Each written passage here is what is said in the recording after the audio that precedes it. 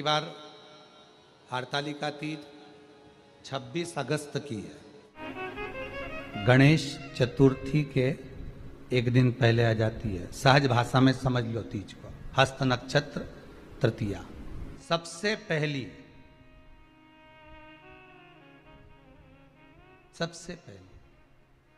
हरतालिका पूजन भगवान शिव की आराधना किसने करी थी? माता पार्वती। कितना कितना शास्त्रों में हमारे यहाँ माँ पार्वती के पूजन का विधान कहा गया। अब कोई कहे कि केवल ये नारी का उपास है, कोई कहे कि तीज का व्रत केवल स्त्री का है, हरतालिका तीज करे तो नारी का व्रत है, चतुर्थी का व्रत करे तो नारी का व्रत है, छठ का व्रत करे तो नारी का व्रत है, तीज का सातुड़ी तीज का व्रत करे तो नारी का व्रत है। ना ना ना ना, यदि पार्वती मंगल की कथा को आप पढ़ेंगे सुनेंगे तो उसमें वर्णन आता है पार्वती जी जितने व्रत धारण करती है वो पार्वती जी की मां मैनावती हिमालय राज उनकी भी 71 पीढ़ी को पार कर देती है, और पार्वती जी खुद के ससुराल की भी।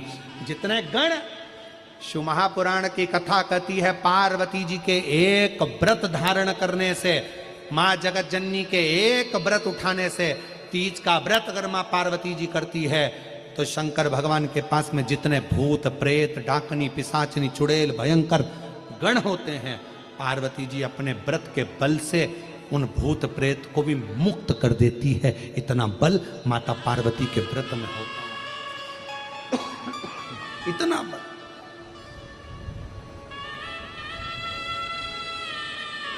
एक व्रत साधना में इतना बल होता है। पार्वती मैं तुम्हें प्राप्त हुआ हूं, यह हरतालिका तीज के व्रत का फल है। शिव जी कहते हैं पार्वती जो नारी हरतालिका तीज के व्रत का स्मरण करती है, फुलेरा जो बांधा जाता है उसमें 5 माला से ज्यादा माला लटकना चाहिए, 5 से कम नहीं। कितनी? जैसे माला जो लटकाते हो वो 5 से ज्यादा होना चाहिए। 5 तो जया विषहरा शामली बारी दौतली देव, इससे अधिक होगी चलेगा, पर इससे कम फुलेरे के अंदर माला नहीं होना चाहिए महाराज। दूसरा, फुलेरा जहां हरतालिका व्रत हो वहीं पर बांधा जाता है। हरतालिका तीज का व्रत एक ऐसा व्रत होता है जो मरते दम तक रहता है। इस व्रत को छोड़ा नहीं जाता। ये नहीं किसी और वाले गुरुजी ने कहा और अपन ने एक बार कर लिया और अगली बार वो व्रत गायब हो गया, ऐसा नहीं है। हरतालिका तीज अखंड सौभाग्य के लिए, वंश वृद्धि के लिए, कार्य सिद्धि के लिए और कुंवारी कन्याएं उत्तम वर प्राप्ति के लिए, आनंद सुख के लिए करती हैं। ऐसा नहीं है कि केवल स्त्री ही करती है। जब नारी किसी कारणवश व्रत नहीं कर पाती तो पुरुष इस व्रत को धारण करते हैं। आप सब अपने हृदय से मन से इस व्रत को कर कर अपने जीवन को सार्थक बनाइएगा। जो करते हैं, कितने लोग करते हो जरा हाथ उठाइए। हरतालिका तीज इतने सारे करते हो? अरे वाह वाह, कर लो, प्रणाम प्रणाम, आपको बहुत बहुत नमन करता हूं, बहुत बहुत सारा। फुलेरा बांधते हो? नहीं, अब की बात बांधना। मंदिर में करते हो तो मंदिर में, घर में करते हो तो घर में। फुलेरा वंश की वृद्धि करता है, फुलेरा अखंड सौभाग्य देता है, फुलेरा मन की कामना को पूर्ण करता है। जो बेटियां जिनका विवाह नहीं हो रहा हो या बेटे जिनका विवाह नहीं हो रहा हो, वो 7 स्थान पर कहीं फुलेरा बंधा हो तो फोन लगाकर पूछना कहाँ बंधा है, वहां का दर्शन करने। एक फूल में हल्दी कुंकू लगाकर शिव जी को चढ़ाकर फिर वहां से जाना। 7 स्थान के फुलेरे का दर्शन अवश्य करिएगा। जो व्रत नहीं करते हैं उनसे निवेदन है, कहीं हरतालिका हो रही हो तो वहां बैठकर अगर भजन हो रहे हो तो थोड़ी देर भजन गाने चले जाना। अपने मोहल्ले में, कॉलोनी में, सोसाइटी में कहीं हरतालिका तीज का व्रत हो रहा हो तो 2-4 मिनट जाकर दर्शन जरूर करना, जिससे भोलेनाथ आपका अखंड सौभाग्य करे और आपके मन की कामना पूर्ण करे। सबसे ज्यादा जरूरी है हरतालिका तीज का पूजन अगर आप कर रहे हो और हरतालिका तीज का अगर आप स्मरण कर रहे हो तो उसमें सबसे ज़्यादा अगर कोई जरूरी है तो शंकर भगवान जहाँ विराजमान होते हैं उनके ऊपर उनकी 5 कन्याओं का होना जरूरी है। मतलब ऊपर फुलेरा बंधना जरूरी। फुलेरा का मतलब जानते हो? एक जैसे शंकर भगवान नीचे विराजमान है और ऊपर जो जलाधारी बनती है ना, तो जलाधारी की जगह पर शंकर भगवान की हरतालिका तीज के दिन जब नारियां पूजन करती हैं, माताएं पूजन करती हैं, कन्याएं पूजन करती हैं, तो उस पर जलाधारी की जगह फुलेरा बनता है। मतलब फूल की मालाएं उसमें लटका दी जाती है। अब कितनी माला लटकाना चाहिए? प्रयास करना चाहिए कम से कम 5 माला उसमें होना जरूरी है, और 5 से ज्यादा भी लटकाओगे चलेगा, पर 5 से कम नहीं होना चाहिए फुलेरा। 5 कौन कौन है ये? जया, विषहरा, सामरीवारी, दौतली, देव। शंकर भगवान की 5 बेटी। इससे अधिक अगर आप लटका रहे हो तो शंकर भगवान की और भी बेटियों का व्याख्यान है। मनसा है, अशोक सुंदरी है, ये शंकर भगवान की पुत्रियां। नर्मदा जी का स्मरण आ जाता है, नर्मदा है। तो ऐसा बेटियों का तो आप ज्यादा लटकाओगे चले जाएगा, पर कम नहीं। जैसे हरतालिका तीज का जो उद्यापन होता है, उद्यापन में सबसे मुख्य चीज क्या होती है कि जो भी आप वस्तु दान दे रहे हैं, जो भी आप वस्तु समर्पित कर रहे हैं, हरतालिका तीज के उद्यापन में जो भी सामग्री आप दे रहे हैं वो 5 होना चाहिए। जैसे फुलेरा का वर्णन किया कि फुलेरा 5 माला से ज्यादा होगा चलेगा, पर 5 से कम नहीं, अधिकता में। बहुत बड़ा व्रत है, तो उसको छोटा करने का भी तो तरीका शास्त्रों में कहा गया है। गुरुजी, हरतालिका तीज का व्रत इतना भारी होता है, करवा चौथ का व्रत इतना भारी होता है, तीज का व्रत इतना भारी होता है कि हम कुछ भी नहीं खाते, यहां तक कि मुख में जल भी आता है ना, तो उसको भी हम निगल नहीं सकते।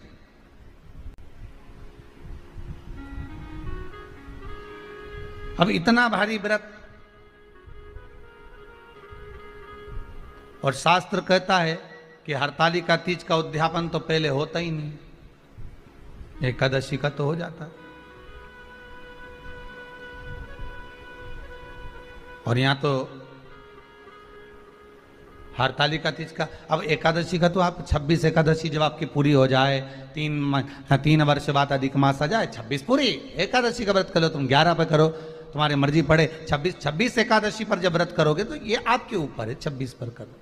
पर हरतालिका तीज का जो व्रत है, इसका उद्यापन तो ना तो पहले होए, और इसका उद्यापन ना 13 वर्ष के पहले होए।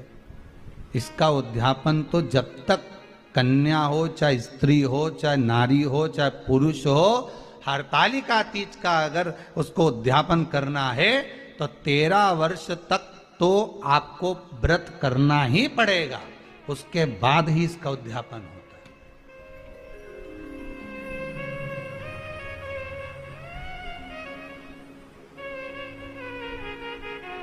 नहीं तो कहीं कहीं की माताएं तो बड़ी होशियार सोच के बैठी थी कि अब की साल उद्यापन कर, तो 13 वर्ष अगर आपके हो गए व्रत करते करते हरतालिका तीज का। हरतालिका तीज जानते हो ना?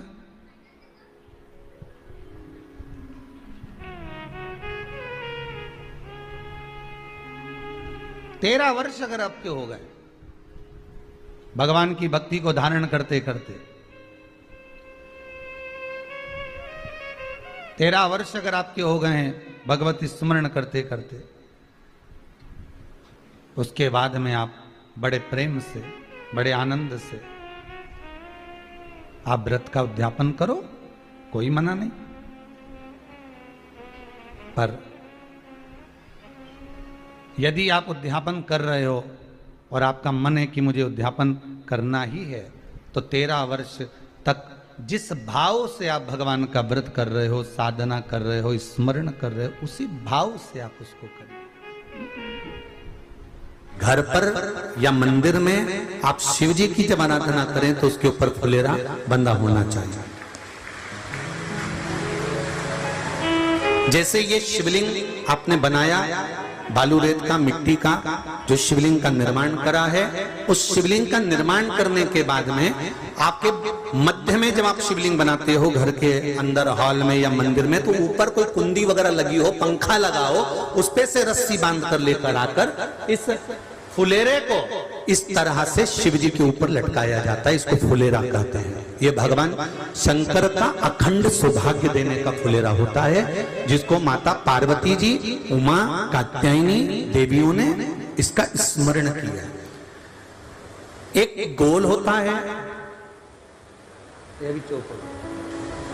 गोल, चौकोर, तिरछा, जिस तरह से भी बनाना हो, पर शिव जी के ऊपर नीचे शंकर भगवान होते हैं। ये थोड़ा ऊंचा, जिससे पूजन भी आराम से हो जाए, इसको ऊंचाई की ओर लगाया जाता है, जिससे भगवान, जैसे अपन जलाधारी लगाते हैं, उसी तरह से इस फुलेरे को लगाया जाता है। तो इस फुलेरे में कहीं ना कहीं पत्तियों को भी लगाना चाहिए। माला के साथ में कोई आम की पत्ती हुई, अशोक की पत्तियां हुई, उसका भी स्मरण इसमें आता है महाराज, उसका भी स्मरण। जैसे भगवान देवाधिदेव महादेव का शिवलिंग का जब दर्शन हो गए सबको फुलेरे का, अरे जम के तो बोलो, हो गए ना। और जितने लोग आस्था पर सुन रहे हैं, जितने लोग फेसबुक यूट्यूब पर सुन रहे हैं, अगर आपके स्मरण में फुलेरा नहीं हो तो उसका दर्शन अवश्य करिएगा। शिव मंदिर में अगर जलाधारी भी लगी हुई है तो जलाधारी से फूल बांधकर नीचे की ओर लटकाना चाहिए, पर लटकाना चाहिए, फुलेरा बनाना चाहिए।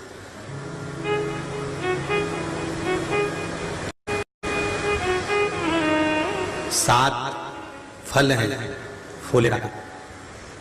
कितने फल हैं? 7। ध्यान दीजिएगा। पहला,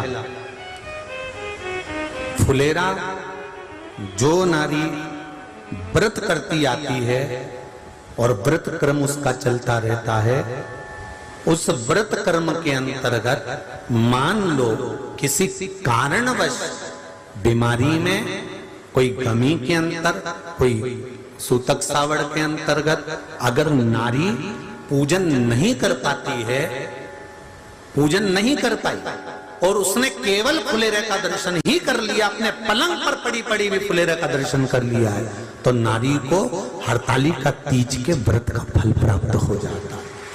7 फल हैं भगवान शंकर के हरतालिका तीज के फुलेरे का। पहला फल व्रत का मूल। दूसरा,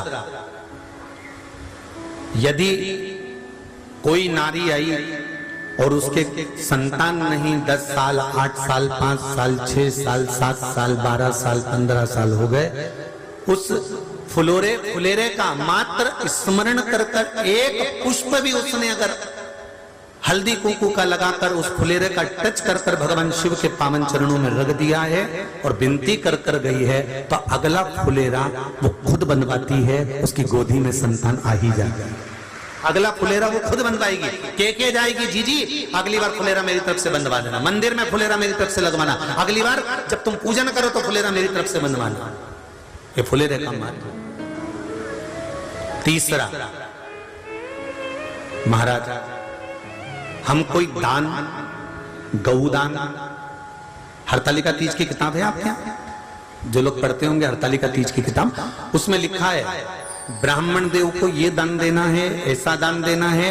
अब कोई गरीब है, कोई साधारण है, नहीं है किसी की कैपेसिटी, नहीं दे सकता, तो क्या होता है? तो कहा हम गौदान नहीं कर पाते, हम स्वर्णदान नहीं कर पाते, हम वस्त्रदान नहीं कर पाते, हम मुद्रा दान नहीं कर पाते, हम अन्नदान नहीं कर पाते, हम ये सारे दान अगर नहीं भी कर पाते हैं, तो शिव महापुराण की कथा कहती है तीसरा फल फुलेरे का है कि मात्र फुलेरे का दर्शन, स्पर्श कर लेने से सारे दानों का पुण्य फल प्राप्त हो जाता है। यह तीसरा फल फुलेरे। अब हरतालिका तीज का फुलेरे का चौथा महत्व है महाराज। चतुर्थ महत्व हरतालिका तीज के फुलेरे का है, जो कुंवारी कन्या हरतालिका व्रत करती है,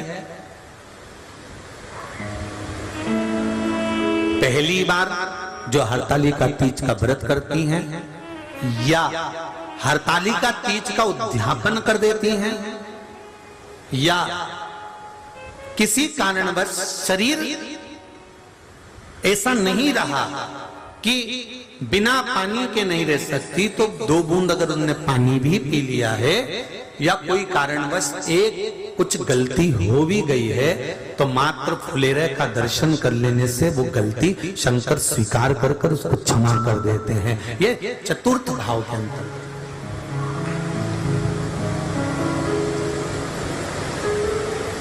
फुलेरे का अगला वर्णन करा गया महाराज शिव तत्व की ओर, शंकर भगवान की ओर। हम ना काशी जा सकते हैं, हम ना सोमनाथ जा सकते हैं, हम ना किसी स्थान पर जाकर एकांत में भगवान शंकर का स्मरण कर सकते हैं। मान लो हमें एकांत में बैठकर शिव की भक्ति करना है, किसी मंदिर में किसी देवालय में जाकर भक्ति करना है, तो फुलेरे का मात्र दर्शन करने से, पूजन स्मरण करने से उस भक्ति का फल भी हमारे खाते में आ जाता है। और फिर अगला आखिरी का जो वर्णन किया गया है, वो कहा गया कि पार्वती मैया गुफा में जाकर भगवान का भजन करती थी, शिव का स्मरण करती थी, और फिर अपनी सहेलियों के साथ बैठकर शंकर का स्मरण करा, जिसका फल पार्वती को मिला। तो कहा हम ना किसी गुफा में प्रवेश कर सकते हैं, ना हम किसी गुफा में या जंगल में जा सकते हैं। इस फुलेरे के नीचे शंकर भगवान की जब अर्चना करते हैं, आराधना करते हैं, हरतालिका तीज के दिन फुलेरे के नीचे हम भगवान शिव की पूजन करते हैं, तो हमारा वन में किया गया भजन का फल ही हमको प्राप्त हो जाता है। ऐसे फुलेरे का 7 चुल्लू जल, या तुम्हारे हाथ में जो लोटा होता है पानी का, उस जल को जब डालते हैं 7 बार धीरे धीरे धीरे धीरे उत्तर की ओर मुख कर कर, दक्षिण में बैठकर उत्तर की ओर मुख कर कर जब 7 बार जल दिया जाता है, दल चढ़ाया जाता है, 7 वृक्ष की पत्तियों को तोड़कर शिव जी को चढ़ाया जाता है। कितना भी कष्ट का समय चल रहा हो, वो कष्ट का समय कट ही जाता है, और कुछ अच्छी खबर मिलती जरूर है, कुछ अच्छा मिलता जरूर है। एक हरतालिका तीज के दिन फुलेरे का दर्शन, जो फुलेरा हम बनाते हैं, उस 5 समय की पूजन होने के बाद जब सुबह ब्रह्म मुहूर्त में आप भगवान शंकर का विसर्जन करने के लिए जाएं, 5वीं आरती जब पूरी हो जाए, भगवान से प्रार्थना वगैरह सब हो जाए, सिंदूरा चढ़ जाए, सिंदूरा मस्तक लग जाए, पूरा क्रम होने के बाद में, पूरी पूजन होने के बाद में, जब भगवान देवादिदेव महादेव को विसर्जन के लिए लेकर जाएं, उससे पहले फुलेरे को खोल लेना चाहिए। और फुलेरे के जितनी पत्ती फूल, इसमें ये जरूरी नहीं है कि कौन सी पत्ती लगाना है, कौन सा फूल लगाना है, जो फूल आपको मिल जाए। पर फुलेरे में अशोक वृक्ष की पत्ती, आम की पत्ती, ये जरूर लगाना चाहिए। फुलेरे के ऊपर शमी की पत्ती नहीं लगाई जाती, शमी वृक्ष। अगर शमी वृक्ष की पत्ती आप भले भगवान शंकर को चढ़ाओ, मना नहीं, पर कोई विशेष कार्य के लिए ही शमी का प्रयोग किया जाए।